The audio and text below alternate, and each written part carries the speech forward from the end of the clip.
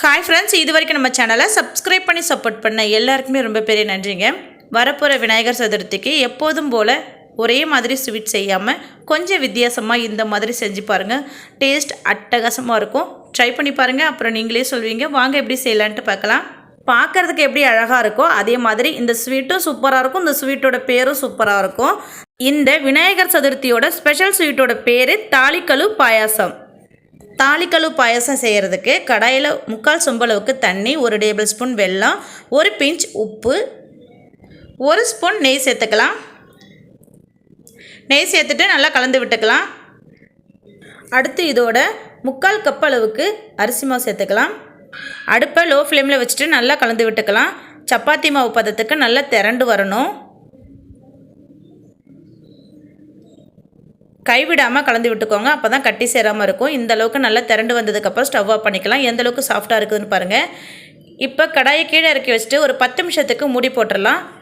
கை பொறுக்கிற சூடு வர வரைக்கும் வெயிட் பண்ணலாம். 10 நிமிஷத்துக்கு அப்புறம் பாருங்கள், கை பொறுக்கிற சூடு தான் இருக்குது, அதிகமான சூடு இல்லை. அடுத்து சப்பாத்திக்கு மாவு பிசைகிற மாதிரி நல்லா பிசைஞ்சு எடுத்துக்கலாம். தண்ணியோட அளவு கரெக்டாக சேர்த்திங்கன்னா தான் இந்த மாதிரி பிசைகிறதுக்கு வரும், இல்லைனா குழகுழப்பாக போயிடும். அதே மாதிரி நெய் சேர்த்துருக்கிறதால கையில் ஒட்டாமல் நல்லா சாஃப்டாக இருக்கும், சாப்பிட்றதுக்கும் டேஸ்ட்டாக இருக்கும். ட்ரை பண்ணி பாருங்கள். இப்போ குட்டி குட்டி பால்ஸாக எடுத்து உள்ளங்கையில் வச்சு நல்லா நீல வாக்கில் திரட்டி கொடுத்துக்கலாம். இந்த மாதிரி திரட்டி கொடுத்துக்கோங்க. இதே மாதிரி மொத்த மாவையும் நம்ம நீல வாக்கில் உருட்டி எடுத்துக்கலாம். கையில் வச்சே உருட்டிக்கோங்க, ரொம்ப ஈஸியாக இருக்கும். ஆனால் டேஸ்ட்டு சூப்பராக இருக்கும்.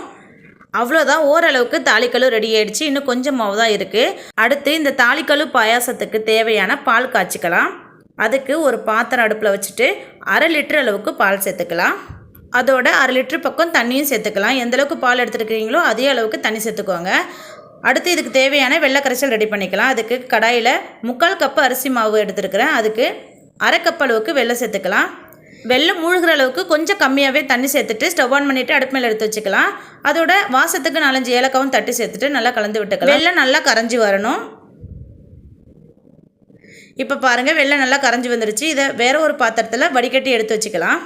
அடுத்து பால் நல்லா கொதிச்சு வந்துருச்சு பாருங்கள். இப்போ இதோட 1 டேபிள் ஸ்பூன் அளவுக்கு மாவு ஜவ்வரிசியை ஒரு 10 நிமிஷம் சுடுதண்ணியில் ஊற வச்சு எடுத்து வச்சுருக்கிறேன். தண்ணியை வடிச்சிட்டு ஜவ்வரிசியை கொதிக்கிற பாலோட சேர்த்து நல்லா கலந்து விட்டுக்கலாம். அடியில் பிடிச்சிக்கும்.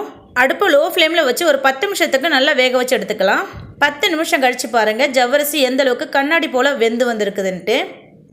இந்த அளவுக்கு நல்லா வெந்து வந்திருக்கணும், அப்போ தான் சாப்பிட்றதுக்கு நல்லாயிருக்கும். அடுத்து நம்ம ரெடி பண்ணி எடுத்து வச்சுருக்கிற தாளிக்கழுவை கொதிக்கிற பாலோடு சேர்த்துடலாம்.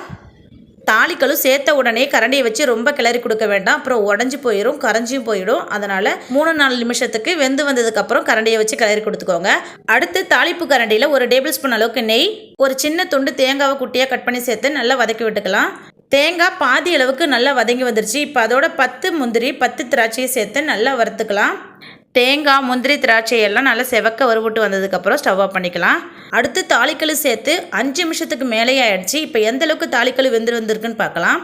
பாருங்கள், இந்தளவுக்கு போட்டபடியே நீல வாக்கில் அப்படியே இருக்கணும், கரையாமல். அப்போ தான் சூப்பராக இருக்கும். அடுத்து இதோட வடிகட்டி எடுத்து வச்சுருக்கிற வெள்ளை கரைசலை சேர்த்துக்கலாம். அவ்வளோதான், தாளிக்கழு பாயாசம் ரெடி ஆகிடுச்சு. நல்லா கலந்து விட்டுக்கலாம். இப்போ ஃபைனலாக நம்ம வறுத்து வச்சுருக்கிற முந்திரி திராட்சையும் ஸ்டவ் ஆஃப் பண்ணிவிட்டு கொதிச்சிட்ருக்கிற தாளிக்கழு பாயாசத்தோடு சேர்த்துக்கலாம். அவ்வளோதான், என்னோடய ஸ்டைலில் தாளிக்கழு பாயாசம் சூப்பராக ரெடி ஆகிடுச்சு.